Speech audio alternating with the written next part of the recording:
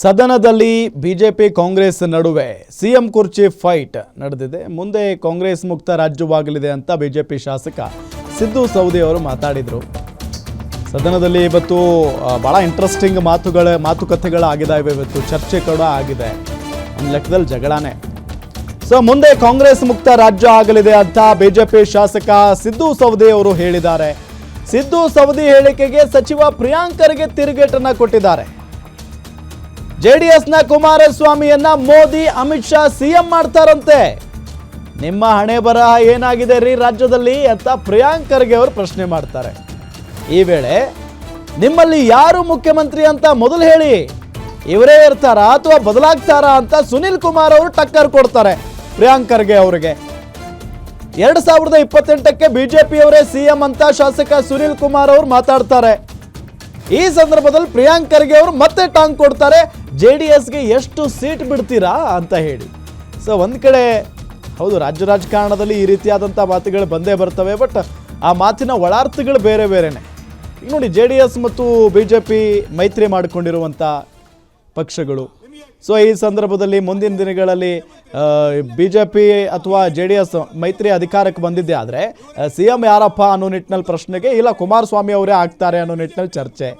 ಹಾಗಾಗಿನೇ ಇತ್ತ ಪ್ರಿಯಾಂಕ್ ಖರ್ಗೆ ಅವರು ಟಕ್ಕರ್ ಕೊಟ್ಟಿರೋದು. ಅದಕ್ಕೆ ನಿಮ್ಮಲ್ಲೇ ಈಗ ಗೊಂದಲ ಇದೆ, ಇವರೇ ಇರ್ತಾರಾ ಅಥವಾ ಅವ್ರು ಬರ್ತಾರಾ ಅನ್ನೋ ನಿಟ್ಟಿನಲ್ಲಿ ಇತ್ತ ಸುನಿಲ್ ಕುಮಾರ್ ಅವರು ಟಕ್ಕರ್ ಕೊಟ್ಟಿದ್ದಾರೆ.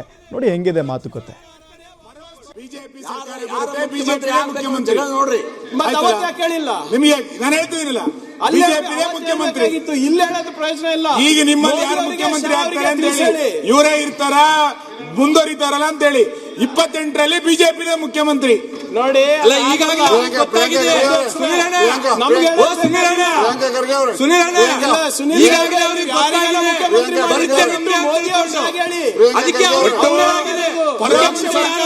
ಪರೋಕ್ಷವಾಗಿ ಎನ್ಡಿಎ ಗೌರ್ಮೆಂಟ್ ಸರ್ಕಾರನೇ ವಾಪಸ್ ನೀವು ಈಗ ನೀವು ಸ್ಪಷ್ಟ ಮಾಡಿ ನಮಗೆ ಸಮಸ್ಯೆ ಇಲ್ಲ.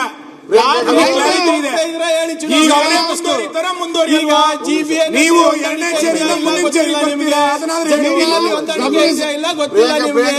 ನಿಮ್ಮನೆ ಬರ ಗೊತ್ತಿಲ್ಲ, ನಮ್ಮನೆ ಬರಬಹುದು. ನಮ್ಮನೆ ಬರ 2028ರದು ಈಗ ನಿಮ್ಮನೆ ಬರ ನಿಮ್ಮನೆ ಬರ ಏನಂತ ನಿಮ್ಗೆ ಗೊತ್ತಿಲ್ಲ. ಜಿಬಿಎನ್ಎಲ್ ಒಪ್ಪಂದ ಇದೆಯಾ? ರಾಷ್ಟ್ರೀಯ ಹೈಕಮಾಂಡ್ ನಿಮ್ಮ ಕ್ಷೇತ್ರದಲ್ಲಿ ಎಷ್ಟು ಸೀಟ್ ಕೊಡ್ತಾ ಇದ್ರೆ ಜೆಡಿಎಸ್ ಹೇಳಿ? ಪ್ರಿಯಾಂಕಾ, ನಿಮ್ಮ ಕ್ಷೇತ್ರದಲ್ಲಿ ಒಪ್ಪಂದ ಹೇಳಿ ಜಿಬಿಎನ್ಎಲ್ ನಮ್ಗಲ್ಲ, ನೀವ್ ಹೇಳ್ತಾ ಇರೋದು. ನೀವು ನೋಡಿ, ನಾವು ಅವ್ರು ಯಾವ್ದಕ್ಕೂ ಅಡ್ಡಿಪಡಿಸಿಲ್ಲ.